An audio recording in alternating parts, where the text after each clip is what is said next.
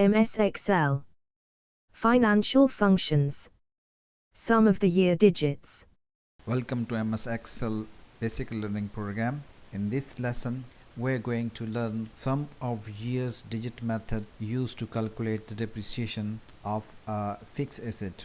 We will compare sum of year digit method with the straight line method, the method that we discussed in our last lesson, that how SYD is different from SLN. Syntax of SYD function comprise of 4 arguments: cost, salvage, life, and per mean period for which we want to determine the depreciation of an asset. The mathematical formula used for sum of year digit method is cost minus salvage times life minus period plus 1 and whole divided by lifetime life plus 1 divided by 2. The denominator is a formula derived from statistics named as arithmetic series.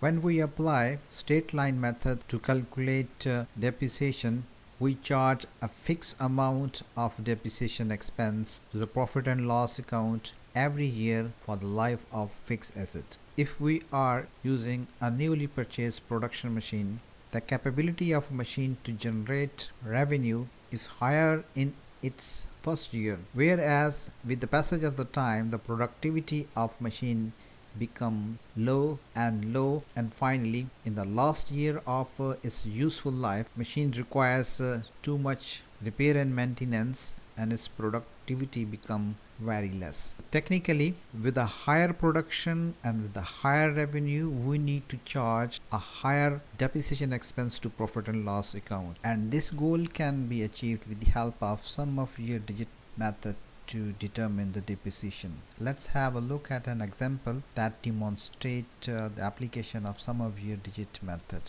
In our example, cost, salvage, and life has been determined, and we are assuming that the life of machine is 5 years. The first year of operation was ending 31st December 2017. There are number of years 1, 2, 3, 4, and 5, and if we sum up these number of years, it will become 15. We need to determine the fraction for which we have to calculate the depreciation. Fraction is normally calculated in the reverse order. We need to calculate the fraction 5 divided by 15, 4 divided by 15. 5 mean a higher proportion or higher fraction to determine higher amount of depreciation. So these are the fractions which are determined, and then on the basis of these fractions we can generate the percentage, like 5 divided by 15 times 100, 4 divided by 15 times 100.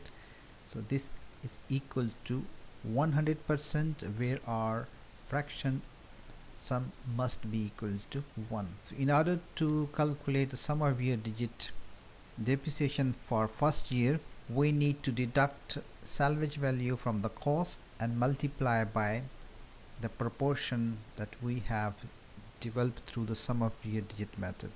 Second year, cost minus salvage time the proportion for the second year, and the same will happen with the proportion for third year. The accumulated depreciation during 4 years would be 40,000. That is the mechanism or procedure that normally adopted. This mechanism is basically developed by a sum of year digit function. Now we apply directly the SYD or the sum of year digit function at data provided for this purpose. So SYD, we have make absolute. The B1 represent the cost, B2 represent salvage, B3 represents life. Our fourth argument, which is a relative reference, this represent the number of year, that mean the first year. If we copy this one to the rest of 4 years, absolute will not change, however relative references are being changed with the progress or with the movement of the data downward. So we can see that the accumulated depreciation during 5 years is 40,000. That was a demonstration that how sum of year digit depreciation method works through SYD function.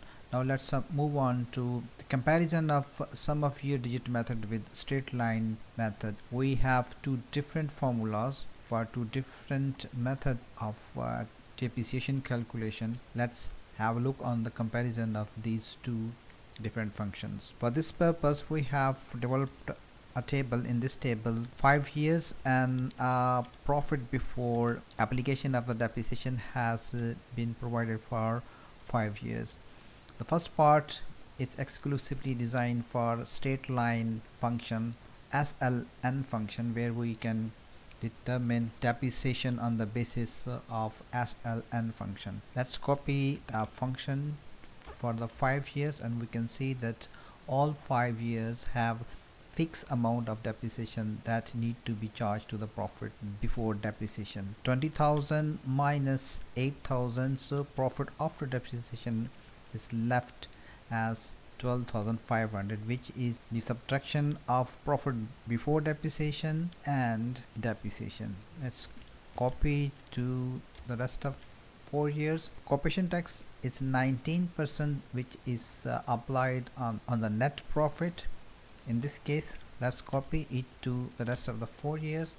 So for straight line method, so far we have developed that total depreciation is 40,000, which is the cumulative depreciation for the 5 years, and each year a fixed amount of 8,000 has been charged to the profit and loss account. On the other hand, when we look at sum of year digit method, in this method, first year the depreciation is as higher as 13,000, and it is diminishing with the passage of time.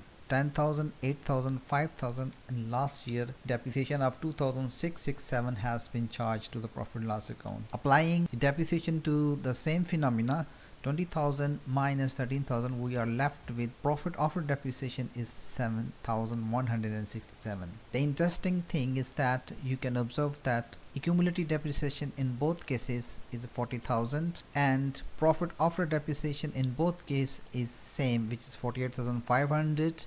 Even the corporation tax in both cases is 9,215 for full 5 years. However, profit under straight line depreciation is higher for the first year, and we can see it is lower for the first year under sum of year digit method, whereas profit at the 5th year under straight line method is 6,900, whereas a profit under sum of year digit method is 12,233. Accumulated result of the both functions or the both methods is same. For management accounts purpose, we can find different figures for different method of calculating the depreciation.